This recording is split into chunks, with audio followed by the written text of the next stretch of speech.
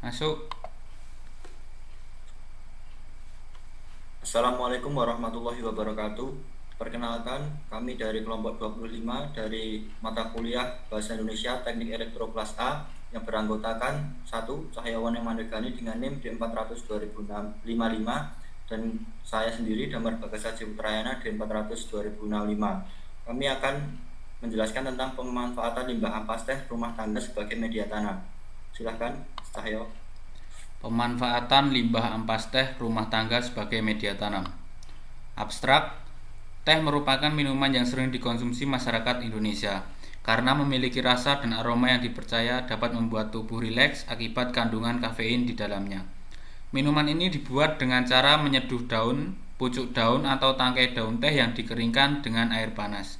Proses ini mengakibatkan adanya limbah ampas yang tidak larut di dalam air sehingga sering dibuang begitu saja. Penelitian ini bertujuan untuk memanfaatkan limbah ampas teh sebagai media tanam. Kandungan nitrogen 4,15% dan nutrisi lainnya bermanfaat menyuburkan tanah. Tanik asid dapat menetralkan pH di dalam tanah sehingga tanaman dapat tumbuh subur. Kata kunci: limbah ampas teh, tanah, tanaman. Pendahuluan. Indonesia adalah negara agraris di mana sebagian besar masyarakatnya bermata pencaharian sebagai petani. Hal ini disebabkan oleh besarnya wilayah daratan dengan tanah yang subur. Terdapat banyak komoditas pertanian yang telah dikembangkan oleh petani lokal antara lain padi, kopi, dan teh. Teh merupakan komoditi yang cukup besar, dikembangkan dengan produksi mencapai 130.000 ton pada tahun 2015. Jawa Barat merupakan provinsi dengan produksi teh terbesar dengan menyumbang 70% dari total seluruh produksi, disusul Jawa Tengah dan Sumatera Utara. Banyaknya teh yang dikonsumsi masyarakat menimbulkan masalah baru, yaitu adanya limbah ampas teh yang tidak dapat larut saat proses penyeduhan. Limbah ini sering dijumpai di setiap rumah sebab teh merupakan minuman favorit masyarakat Indonesia. Menurut Sundari 2009, limbah ampas teh terdapat serat kasar, lignin, dan selulosa yang dapat digunakan berbagai tanaman untuk menunjang pertumbuhannya. Selain itu, ampas teh mengandung berbagai macam mineral seperti karbon organik, tembaga, magnesium, dan kalsium.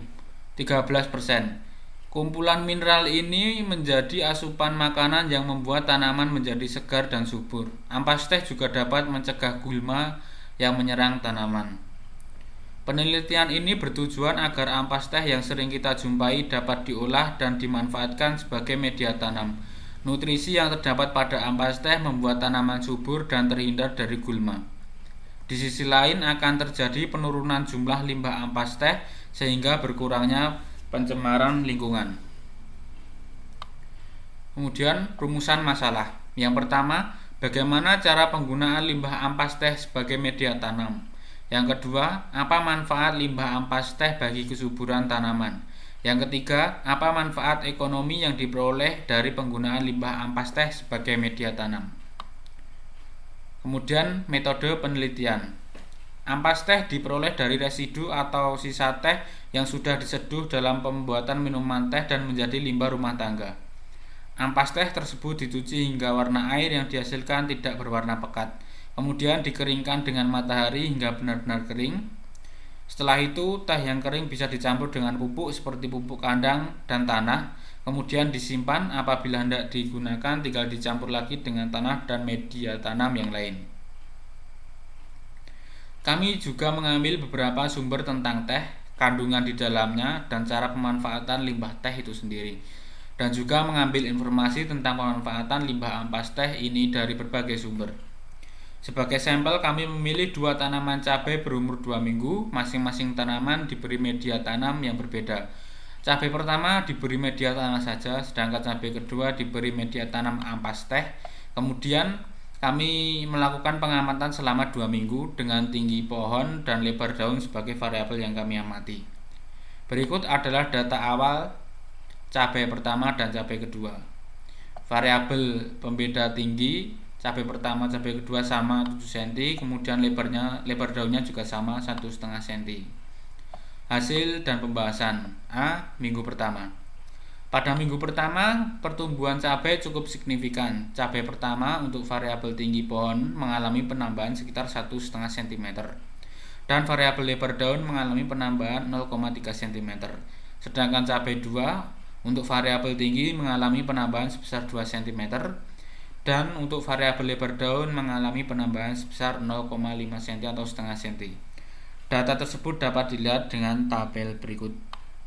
Jadi berubah menjadi yang cabai pertama menjadi 8,5 cm, cabai kedua berubah menjadi 9 cm. Dan untuk lebar daun berubah menjadi yang cabai pertama 1,8 cm dan cabai kedua 2 cm. Kemudian dilanjut. Selanjutnya kita masuk ke minggu kedua. Pada minggu kedua pertumbuhan cabai cukup besar. Cabai pertama untuk pohon mengalami penambahan sekitar 1,2 meter dan variabel 4 cm. Sedangkan cabai kedua untuk variabel tinggi mengalami penambahan 2,1 cm dan untuk variabel lebar daun mengalami penambahan sebesar 0,7 cm. Hal tersebut dapat dilihat sebagai tabel berikut. Bisa dilihat variabel tinggi lebar daun dari kedua tabel pertama. Kemudian kedua data kita menunjukkan bahwa kandungan dari ampas teh sangat baik bagi tanaman cabai karena perbedaan bertunjuk signifikan untuk variabel tinggi pohon selisih 1 dan cabai 2 hampir 1 cm. Kemudian variabel lebar daun selisih antara 1 dan cabai 2 berkisar 1 cm. Selain kedua variabel di atas, kami mengamati perbandingan warna batang dan warna daun pada cabai pertama dan cabai kedua. Hasilnya pada cabai pertama yang hanya menggunakan media tanah, daun dan batangnya memiliki warna pucat dan cenderung terlihat kurang segar.